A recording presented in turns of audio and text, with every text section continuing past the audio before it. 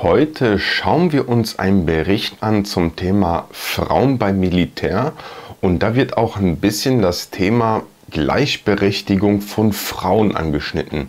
Das und vieles mehr gleich nach dem Intro.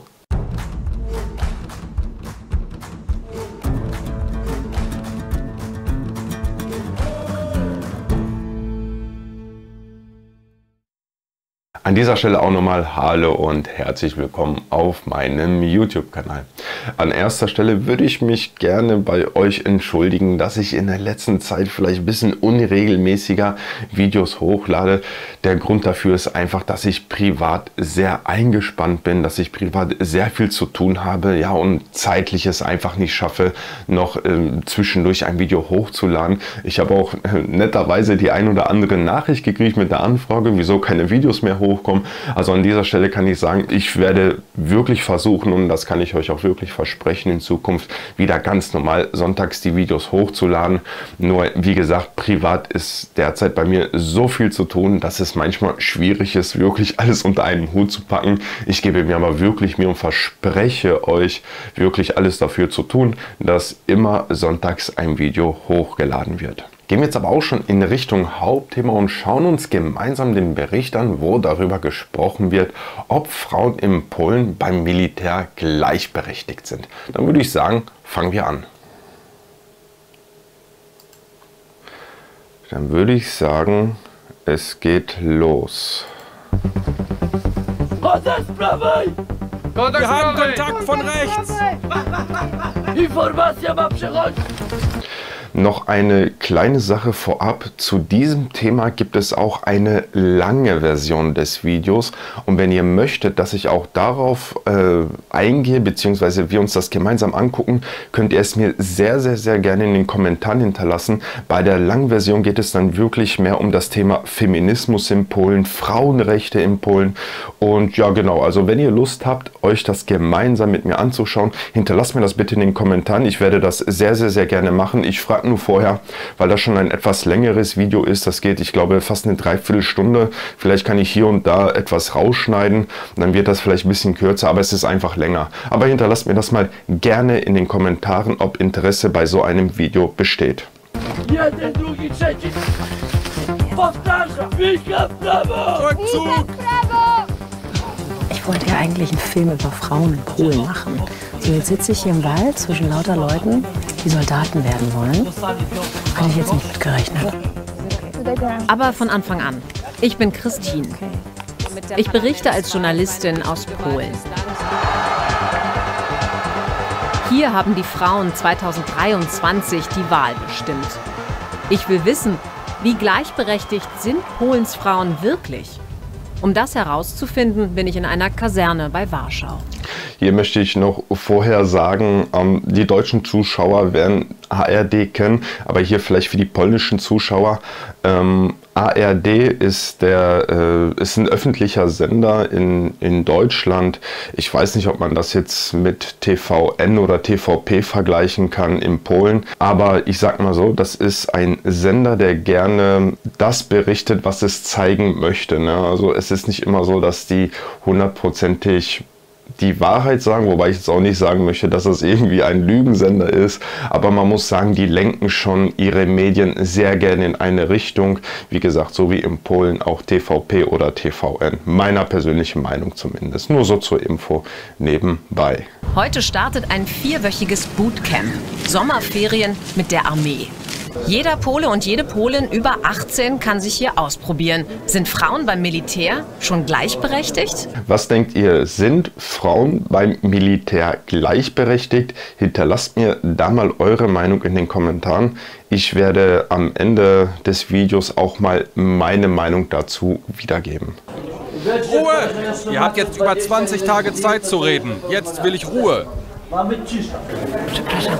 Entschuldigung, seid ihr zusammen? Jesteś razem? Jesteście razem? Nie. Okay. Ey, schaut euch mal bitte den Gesichtsausdruck dieses Jungen an. Das ist genial. Wo die Frage gestellt wird, ob die zusammen sind. Schaut euch bitte den Gesichtsausdruck an. Przepraszam. Entschuldigung, seid ihr zusammen? Jesteś razem? Jesteście razem? Okay, scheint ein heikles Thema zu sein. Warum bist du hier? Ich suche einen Weg im Leben. Vor mir liegen die längsten Sommerferien meines Lebens. Ich kann es mir leisten, einen Monat hier zu sein. Und ich kann ja jederzeit abbrechen. Warum also nicht versuchen? Suja ist 18. Sie möchte, so wie ich das verstanden habe, einfach nur ein paar Erfahrungswerte sammeln. Finde ich eigentlich sehr gut. Sie sieht zumindest sehr jung aus. Ich weiß nicht, die wird mit Sicherheit um die 20 sein, so ungefähr. Finde ich gut. Echt klasse. Sie hat erst vor 2 Monaten Abi gemacht und ist hier nur gelandet, weil sie ihren Bekannten Erik begleitet. Dass sie jetzt Soldatin wird, finden ihre Freunde verrückt. Ich bin die Letzte, der sie zugetraut hätten, zum Militär zu gehen. Die finden mich viel zu chaotisch. Ich habe die damit voll geschockt. Aber Tempo. Jawohl. Für Suja ist klar, dass Frauen beim Militär genauso ihren Platz haben wie Männer. Über Gleichberechtigung denkt sie nicht bewusst nach. Eine Frage an euch, falls es Leute hier gibt, die beim deutschen Militär waren oder beim polnischen Militär, ihr könnt mir vielleicht mal auch in den Kommentaren hinterlassen, also wenn ihr euch natürlich das Video bis zum Ende angeschaut habt, ob es da große Unterschiede gibt zu dem, was ihr selber erlebt habt. Klar, das ist jetzt hier ein, wie ich das verstanden habe, ein 4 Wochen Bootcamp, einfach nur, das kann man vielleicht nicht 1:1 vergleichen, aber vielleicht gibt es ja hier den ein oder anderen Eindruck, der sehr ähnlich ist. Ihr könnt mir das mal sehr gerne in den Kommentaren hinterlassen, das würde mich wirklich sehr interessieren. Die Verteidigung unseres Landes ist gerade wichtiger. Wenn unser Land nicht sicher ist, können wir auch nicht für Frauenrechte kämpfen. In den kommenden 4 Wochen dürfen die Rekruten nur Armeekleidung tragen. Sogar ihre Zahnbürsten müssen vom Militär sein. Alles andere müssen sie jetzt abgeben. Verschreibungspflichtige Medikamente bleiben. Frauen, na gut, eine Bürste. Sieh da, Ohrringe will ich nicht sehen. Sieht auf jeden Fall alles sehr streng aus, würde ich sagen. Also die achten da schon sehr drauf. Ja, meiner Meinung nach. Allein für ihre Skincare-Routine hat Suja einen Haufen Zeug dabei. Sie muss jetzt entscheiden, was unentbehrlich ist.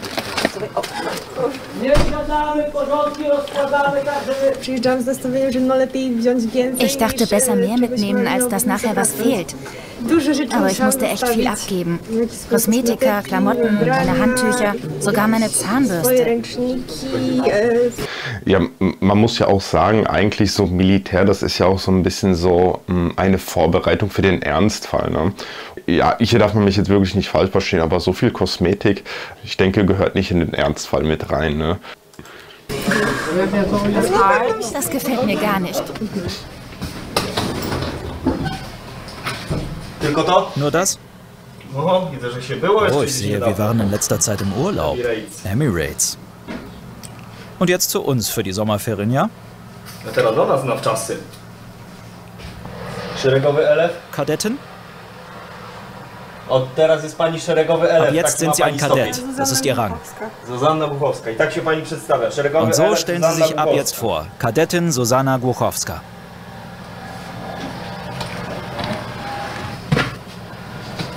Hat ihr gar nicht gefallen, glaube ich.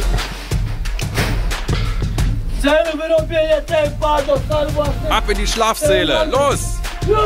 7, 8, 9, 10. 11, 12. Widziałeś, czy to się... Hat dir jemand erlaubt, dich umzudrehen? To kobieta, mój facet. Szybciej! Jej! Ruchy! Ab jetzt muss Suja immer rennen, darf keine Sekunde stillstehen und niemals ungefragt sprechen. Oh, ihr seid so schwach, ich fasse es nicht. Der da, verdammte Scheiße, ich schneide ihm die Zähne ab.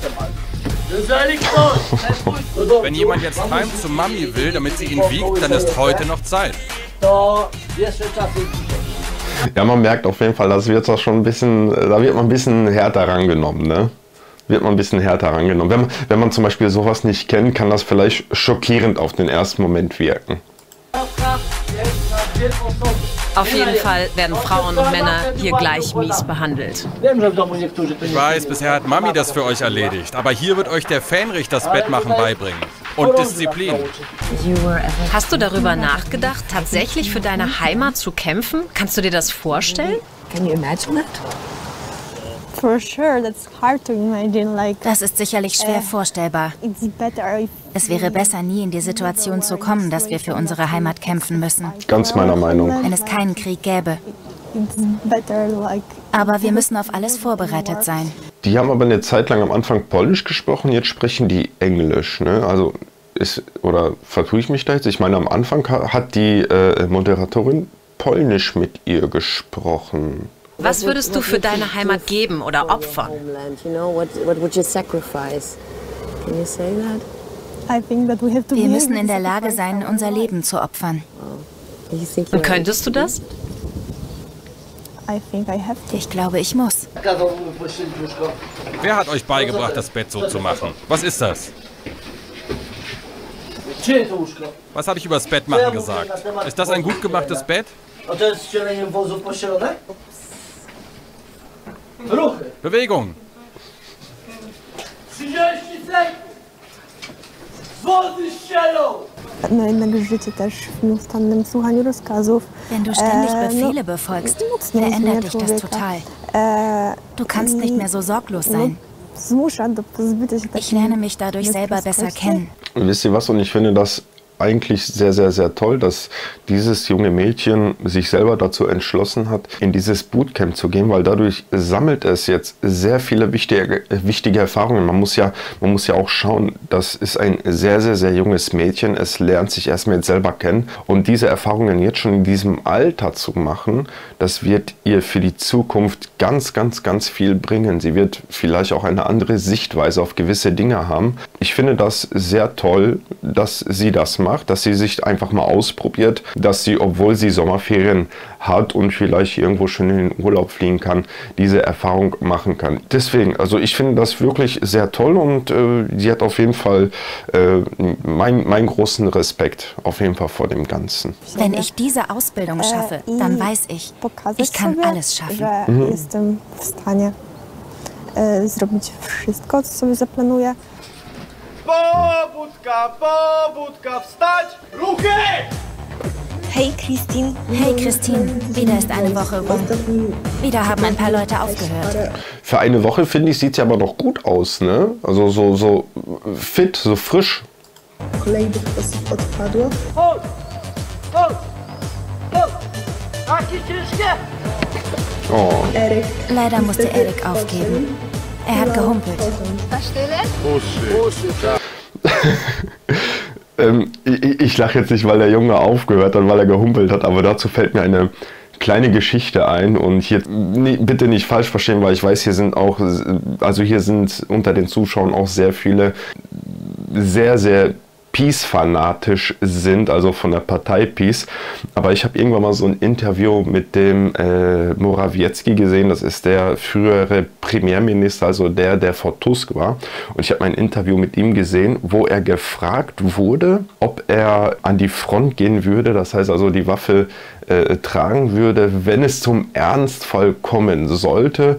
Und dann hat er gesagt, so der Morawiecki, ja klar, also sobald nur mein Fuß wieder gesund ist, würde ich das machen.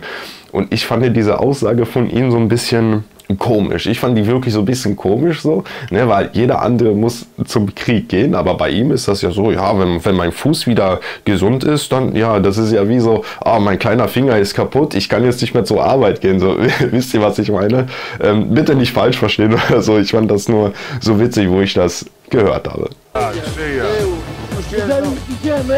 Stress, Emotionen, alles. Ein ständiges Leben unter Druck. Alles muss perfekt sein. Informacja ma przechodzić! Powtarza! Ich hatte eine Panikattacke. Das ist mir noch nie passiert. Heute steht eine taktische Übung an, doch Suja liegt flach. Alles kommt zusammen. Ich bin müde, habe meine Periode und eine Erkältung. Wird Suja durchhalten bis zum Schluss? Sind Frauen beim Militär wirklich gleichberechtigt? Und wie sieht es eigentlich im Rest der polnischen Gesellschaft aus? Wenn euch außerdem interessiert, wie eine junge Frau in der... Genau, sie wird jetzt darüber erzählen, glaube ich, das, was ich schon am Anfang gesagt habe mit dem Video, was etwas länger ist, wo dann halt wirklich über die Gleichberechtigung und Feminismus in Polen gesprochen wird. Wenn ihr möchtet, dass wir uns das auch gemeinsam angucken, hinterlasst mir das bitte in den Kommentaren, dann werde ich das in Kürze auch machen. So, sehr interessant das Video, sehr, sehr interessant. Ja, also ich persönlich, ich fand dieses Video eigentlich sehr interessant. Ich finde das sehr beeindruckend auch, muss ich ganz ehrlich zugeben, dass so ein junges Mädchen den Weg gewählt hat, einfach mal so eine Erfahrung zu machen, wirklich mal 4 Wochen zum Militär zu gehen. Ich denke, man kann das eh nicht 1:1 so vergleichen, aber einfach vielleicht, um auch gewisse Erfahrungswerte zu sammeln, und so wie man das auch im Video gesehen hat, konnte sie auch schon das ein oder andere entnehmen, finde ich persönlich sehr toll. Jetzt hier nochmal so meine Meinung dazu, ob Frauen zum Militär gehören. Ich finde, das ist immer so ein bisschen schwierig, diese Frage zu beantworten. Ich bin auch der Meinung, und hier darf man mich jetzt wirklich irgendwie nicht falsch verstehen, wenn ich das jetzt so sage, es sollte aber schon eine klare Aufgabenverteilung geben, was Frauen machen sollen, was Männer machen sollen. Und damit meine ich jetzt einfach nicht irgendwie so dieses typische Frauen gehen an den Herd oder sonst irgendetwas. Es ist aber in der Tat so, und das sind einfach Tatsachen, dass in den meisten Fällen, bevor jetzt gleich wieder Kommentare kommen, oh, bei Frauen ist das auch so oder keine Ahnung was, dass aber in den meisten Fällen einfach der Mann körperlich überlegen ist. Wir können jetzt einfach mal ein anderes Beispiel nennen, mal wirklich ein ganz grobes Beispiel. Wenn du ein Haus baust, brauchst du 10 Männer, um das Haus zu bauen. Wenn du Frauen nimmst, brauchst du wahrscheinlich 15 oder 20 Frauen dafür, weil einfach mehr Personen benötigt werden, um das Material zu schleppen und so weiter und so fort. Das ist wirklich nur so ein ganz grobes Beispiel, und ähnlich sehe ich das vielleicht auch beim Militär. Ne? Also wenn es wirklich zu einem Ernstfall kommen sollte, bin ich der Meinung, dass vielleicht mehr Männer an die Front gehen sollen, vielleicht mehr im Ernstfall agieren sollen. Aber es ist jetzt nicht so, dass Frauen nicht zum Militär dürfen oder nicht Frauen zum Militär sollen. Nur ich finde, die sollten eine Aufgabe kriegen, die denen auch zugeschnitten wird. Aber wie gesagt, hier darf man mich jetzt bitte wirklich nicht falsch verstehen, aber ich denke auch, die meisten meiner Zuschauer wissen, wie ich das meine. Aber deine Meinung zu diesem Thema würde mich wirklich sehr interessieren. Hinterlass mir das mal bitte unten in den Kommentaren. Ansonsten danke ich dir wirklich, dass du dir dieses Video bis zum Ende angeschaut hast. Damit unterstützt du mich und meine Arbeit wirklich sehr. Bleib gesund und bis zum nächsten Mal. Ciao!